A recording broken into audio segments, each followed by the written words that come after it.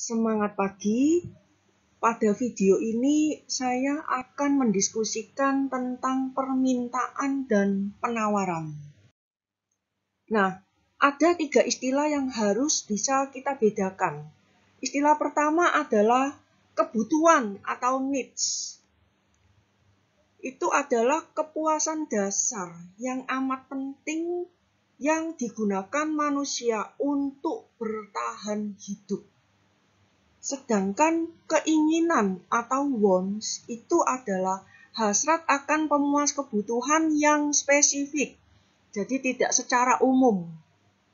Kemudian istilah ketiga adalah yang menjadi fokus perhatian kita, permintaan atau demand, yaitu keinginan akan produk yang spesifik sesuai keinginan kita yang didukung oleh kemampuan dan kesediaan untuk membeli. Saya bahas satu persatu kebutuhan atau needs. Kebutuhan ini sifatnya adalah alami, tidak perlu dipasarkan. Kita sudah tahu kita butuh sesuatu. Nah, sebagai contoh adalah kita butuh makan, minum, tidak perlu dipromosikan. Kita sudah tahu kita butuh makan, butuh minum, butuh pakaian, butuh tempat berlindung, dan butuh keamanan. Jadi, ini merupakan hakikat biologis dan tuntutan dasar dari manusia. Menurut Maslow, ada teori kebutuhan manusia itu bertingkat. Yang terbawah, kita lihat yang paling dasar adalah kebutuhan yang bersifat fisik atau fisiologis, kemudian ke atas keamanan, sosial, penghargaan, dan aktualisasi diri. Nah, contoh secara umum, kebutuhan yang fisik atau fisiologis, makanan, minuman, keamanan, kestabilan dari makanan dan minuman itu bisa kita peroleh secara terus-menerus. Persahabatan untuk sosial, penghargaan jadi statusnya, dan prestasi. Nah, kalau di dalam perusahaan, kebutuhan fisik itu ditandai misalnya upah minimum, keamanan rencana pasca pensiun, sosial, kita di kantor, di perusahaan memiliki teman sekerja, dan penghargaan, saya bisa mencapai jabatan tertentu. Dan untuk aktualisasi diri, misalnya kita mencari pekerjaan yang bersifat menantang.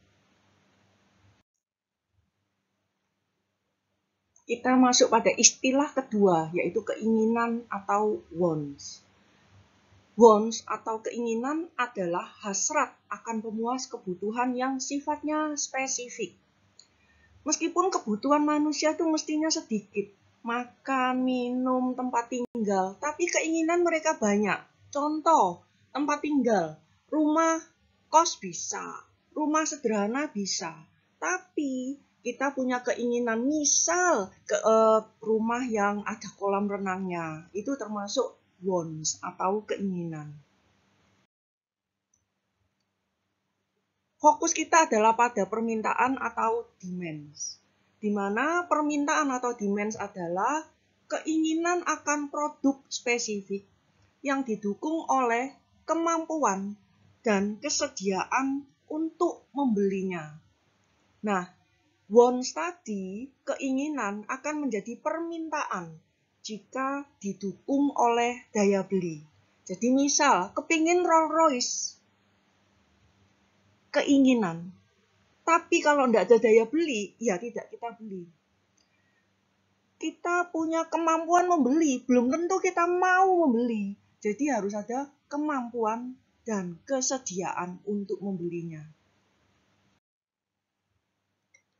Definisi dari permintaan akan suatu barang adalah pernyataan keinginan yang didukung oleh kemampuan dan kesediaan pembeli atau konsumen untuk membeli suatu barang.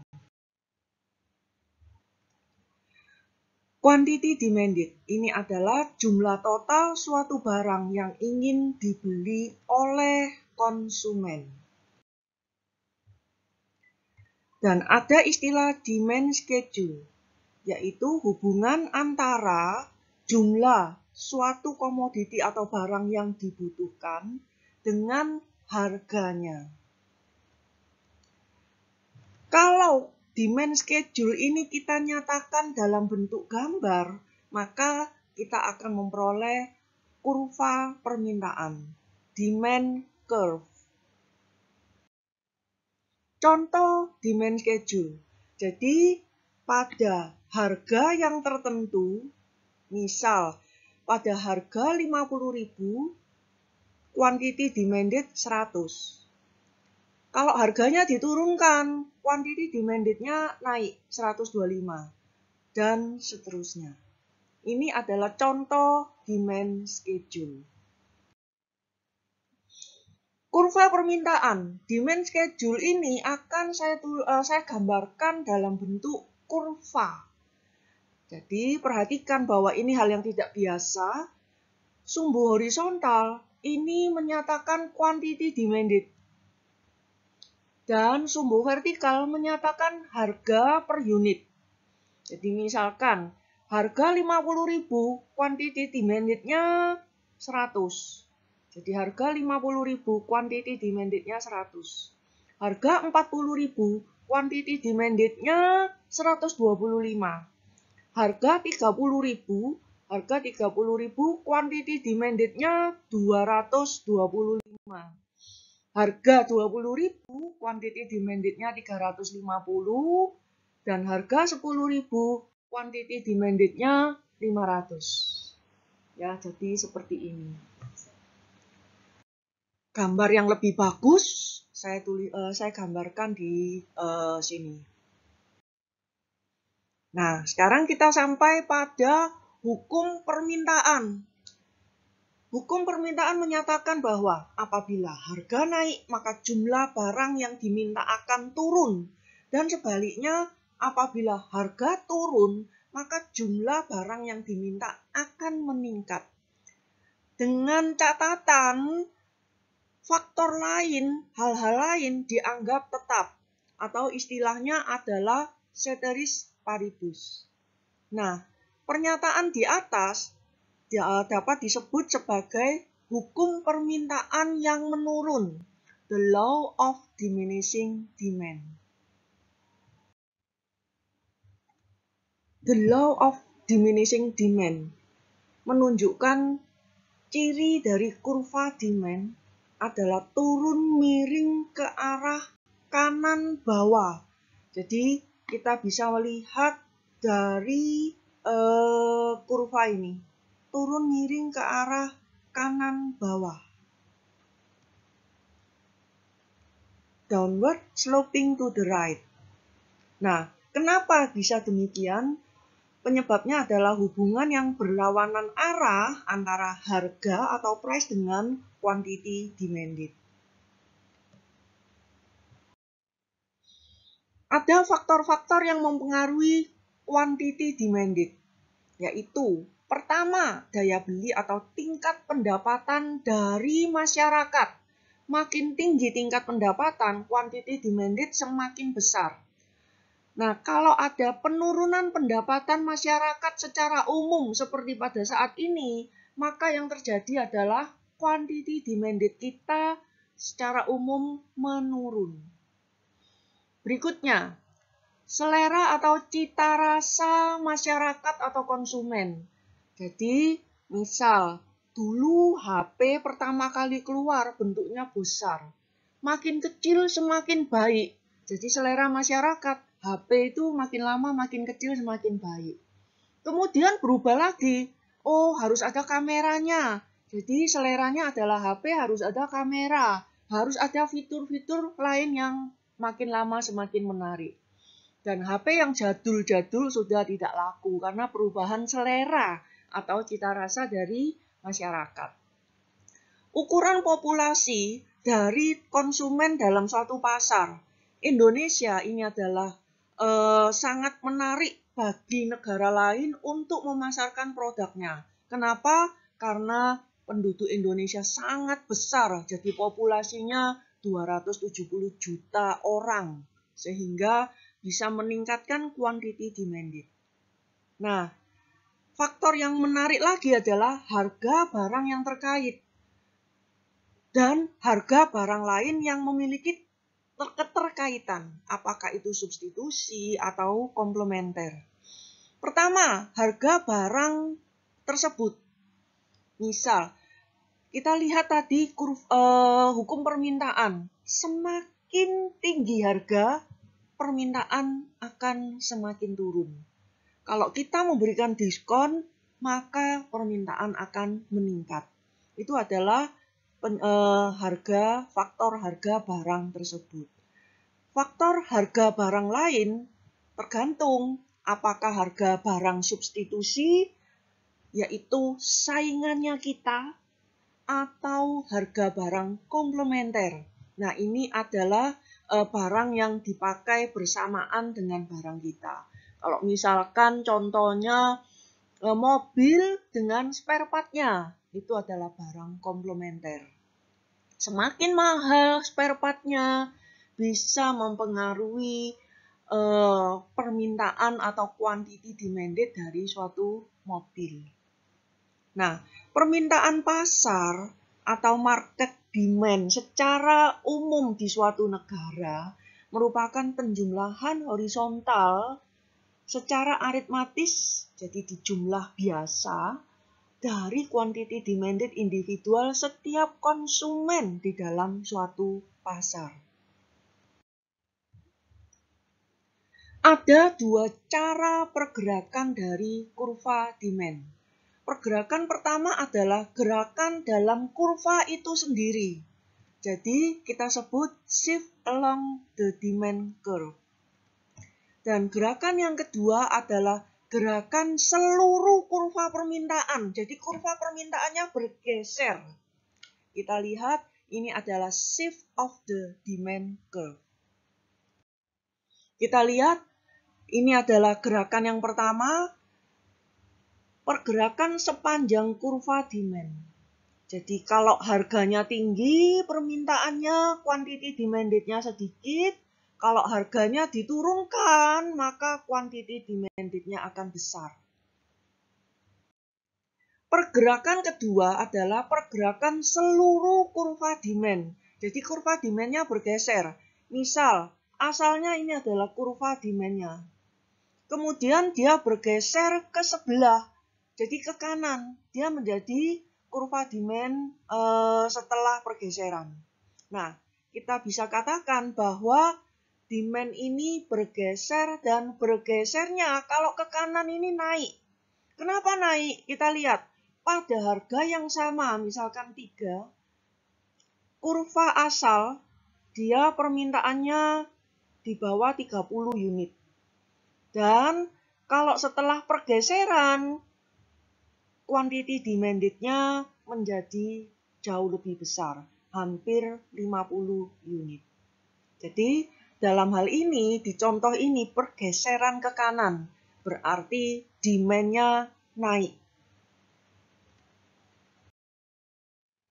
Contoh, permintaan akan musik yang kita download dari internet. Kalau harganya P1, permintaannya adalah Q1. Jadi kalau harga P1, permintaannya Q1. Nah, seandainya harganya kita turunkan, jadi oleh pemilik usaha, harganya diturunkan menjadi P2, maka quantity demanded dari musik yang di-download akan meningkat. Jadi pada saat kita misalnya diberi diskon, maka quantity demanded-nya akan meningkat. Berikutnya adalah contoh pergeseran kurva demand. Misalkan pada harga 4, quantity demanded-nya 20. Kemudian terjadi pergeseran permintaan ke kanan, sehingga terjadi quantity demanded menjadi 40. Nah, ini adalah pergeseran dari seluruh kurva demand. Dan karena bergesernya ke kanan, sekali lagi berarti demand-nya naik. Jadi, seperti itu. Nah, pada saat pergeseran kurva demand, maka saya akan ilustrasikan bahwa masing-masing dari kurva ini setiap titik bergeser ke kanan. Sebagai contoh, saya ilustrasikan bergeser 5 unit semua. Ya, jadi ini adalah suatu contoh untuk mengilustrasikan pergeseran kurva demand. Seharusnya tidak harus sama pergeserannya 5, 5, 5, 5, tetapi di dalam contoh ini pergeserannya sama.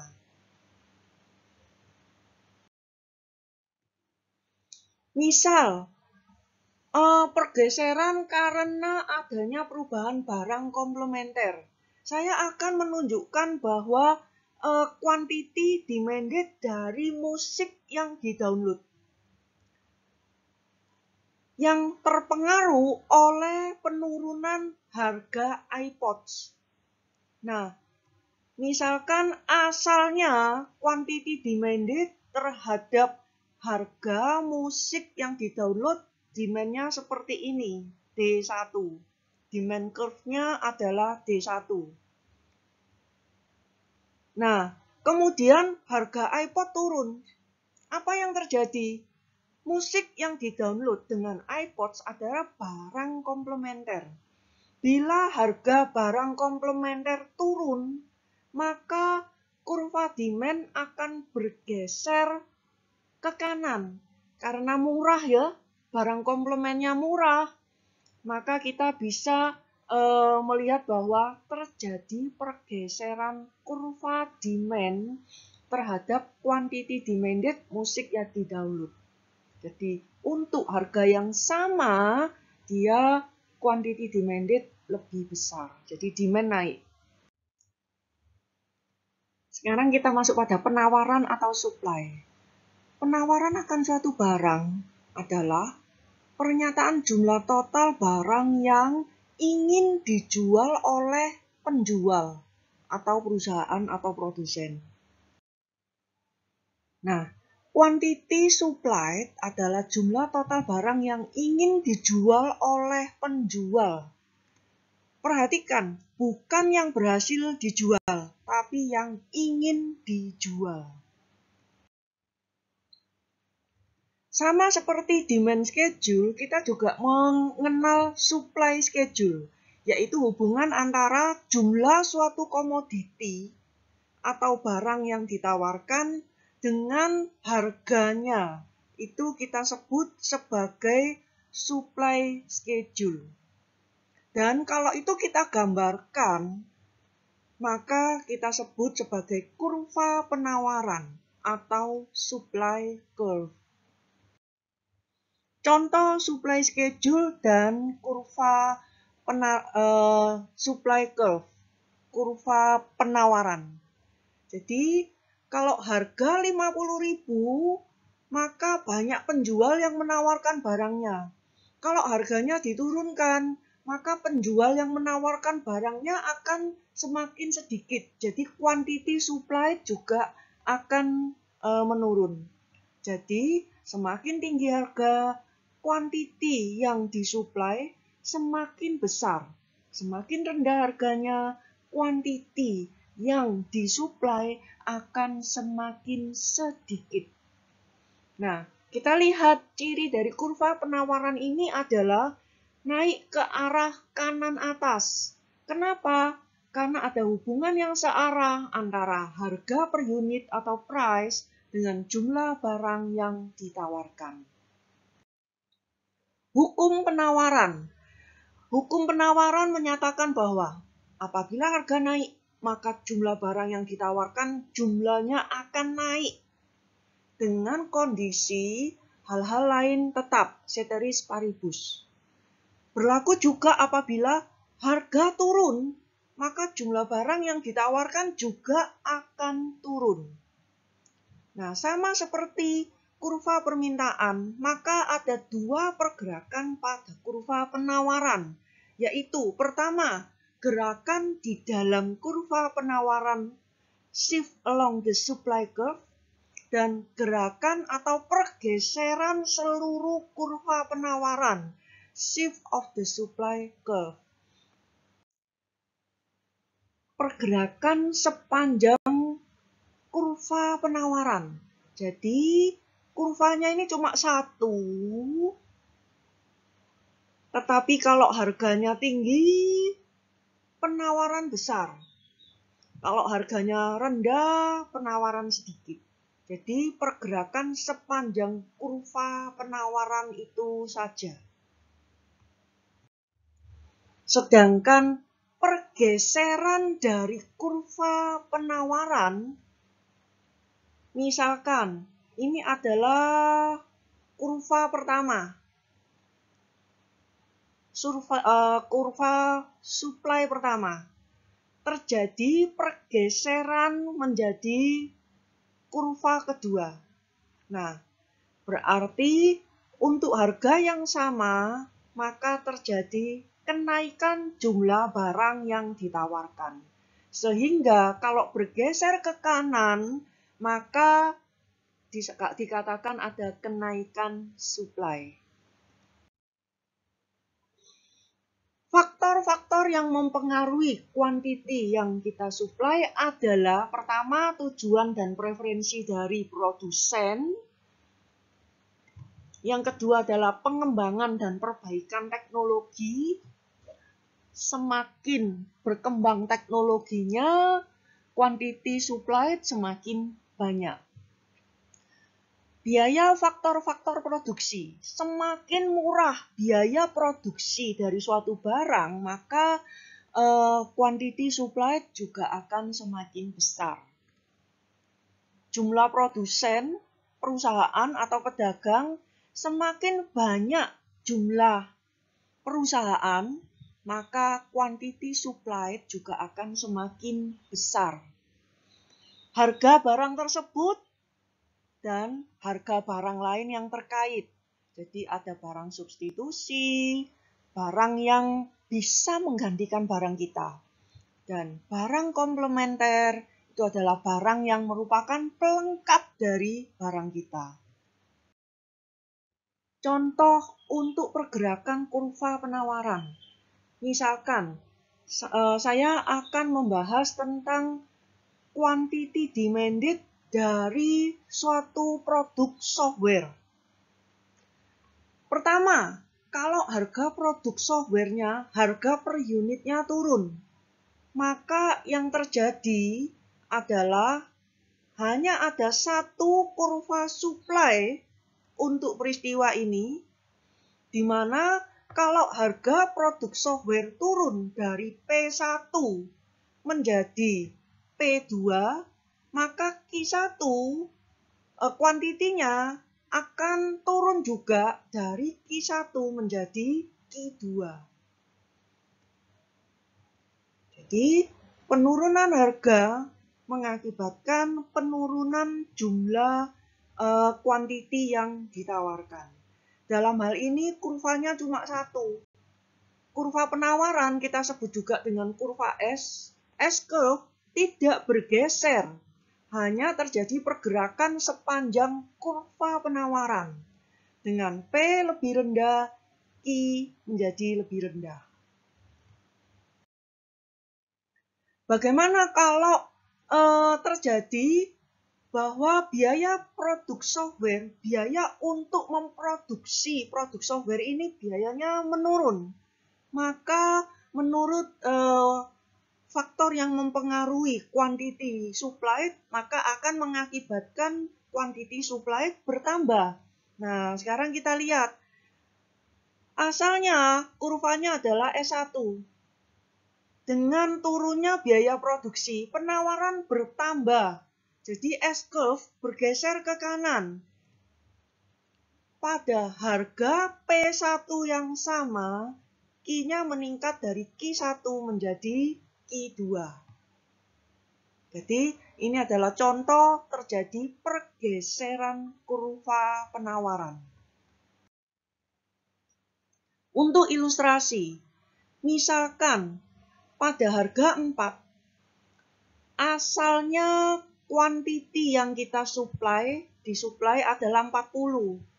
Terjadi penurunan supply, jadi kurva supply bergeser ke kiri, terjadi penurunan. Nah, ini adalah pergeseran dari kurva supply. Penentuan harga oleh demand dan supply.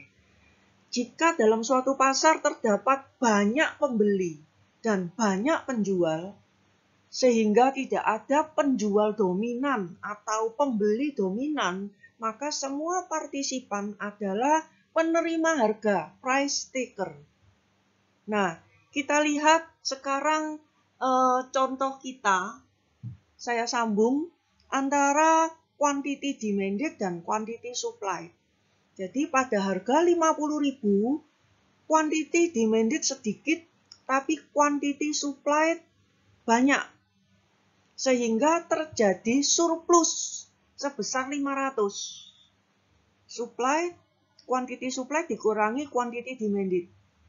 Akibatnya, tekanan pada harga cenderung turun. Kalau kita turunkan harga, quantity demanded naik, quantity supply turun, tapi masih surplus, sehingga tekanan pada harga masih tertekan, harganya menjadi turun. Kita turunkan lagi harga 30.000, demand naik, supply turun, tapi masih surplus, sehingga tekanan pada harga akan cenderung menurun. Nah, pada saat 20.000 harganya, demand dan supply sama, terjadi keseimbangan, tidak ada tekanan pada harga. Kalau harga diturunkan lagi gimana? Demand meningkat, supply sedikit. Akibatnya adalah tidak ada penjual yang mau dengan harga sekian, penjualnya sedikit. Tetapi demand-nya besar. Maka karena demand yang besar ini akan membuat orang berebut untuk membeli. Sehingga karena defisit ini tekanan pada harga akan naik. Ada beberapa istilah penting, yaitu pertama, harga kesetimbangan atau equilibrium price itu adalah harga di mana quantity demanded sama dengan quantity supply. Lalu ada excess demand atau kelebihan demand, berarti dia ini adalah kekurangan supply, shortage in supply, atau deficient supply. Biasanya ini kita sebut shortage. Dan excess supply berarti dia kelebihan penawaran, shortage in demand. Saya ingin menjelaskan tentang kenapa kalau terjadi surplus terjadi tekanan pada harga menjadi turun. Kita lihat di sini. Surplus berarti kelebihan supply. Maka surplus terjadi apabila quantity supply yang terlihat di kurva S lebih besar dari quantity demanded. Quantity demanded kita lihat dari kurva demand. Jadi pada harga $5 kita lihat QS adalah 25, ID adalah 9. Maka terjadi surplus, kelebihan supply. Kalau terjadi surplus, maka penjual akan meningkatkan penjualan. Caranya, ya dia coba untuk menurunkan harga, karena barangnya kurang laku. Nah, akibatnya, pada saat kita menurunkan harga, maka dia mempengaruhi demand maupun supply. Akibatnya, demand-nya naik, ID-nya naik, tapi QS-nya turun, quantity supply turun. Nah, kita lihat terjadi surplus, tapi surplusnya sudah berkurang. Jadi, kalau harga terlalu tinggi, terjadi surplus, dan akibatnya adalah harga akan tertekan menjadi turun. Apa akibatnya kalau terjadi shortage atau excess demand? Kita lihat lagi, ini ada kurva supply dan kurva demand. Seandainya harganya adalah $1, ya, $1, maka kita lihat shortage itu terjadi bila quantity demanded, jadi demand jauh melebihi quantity supply, sehingga orang rebutan barang, ya, rebutan barang. Apa yang terjadi bila terdapat shortage? Maka penjual akan bisa meningkatkan harga jual. Jadi harga jualnya dinaikkan. Nah, akibatnya apa? Dia mempengaruhi demand dan supply. Jadi, kita perhatikan di sini QD-nya turun, quantity demanded-nya turun. Karena harganya sudah mahal, lebih mahal. Nah, tapi QS-nya naik, yang menawarkan makin banyak. Sehingga yang terjadi adalah shortage-nya berkurang. Asalnya kita lihat sepanjang ini, sekarang shortage-nya sudah berkurang. Ya. Jadi kalau harga terlalu rendah, tekanan pada harga adalah harga cenderung naik. Nah, shortage terjadi jika quantity demanded melebihi quantity supply. Berarti harga terlalu rendah. Surplus terjadi bila quantity supplied lebih besar dari quantity demanded. Jadi kalau terjadi surplus berarti harga pasar ini kemahalan, terlalu tinggi. Kita sampai pada hukum permintaan dan penawaran. Ada 4, yaitu kenaikan permintaan akan mengakibatkan harga naik dan jumlah naik. Jadi harga keseimbangan dan jumlah keseimbangan naik. Tapi kalau penurunan permintaan akan mengakibatkan penurunan harga sekaligus jumlah keseimbangan. Kenaikan penawaran akan menyebabkan penurunan harga keseimbangan dan kenaikan jumlah keseimbangan. Serta penurunan penawaran akan mengakibatkan kenaikan harga keseimbangan dan penurunan jumlah keseimbangan.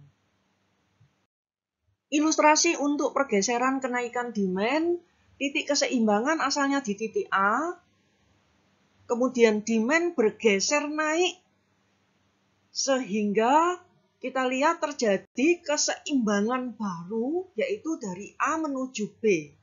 Kita lihat bahwa kenaikan permintaan akan mengakibatkan harga naik dan jumlah keseimbangan naik.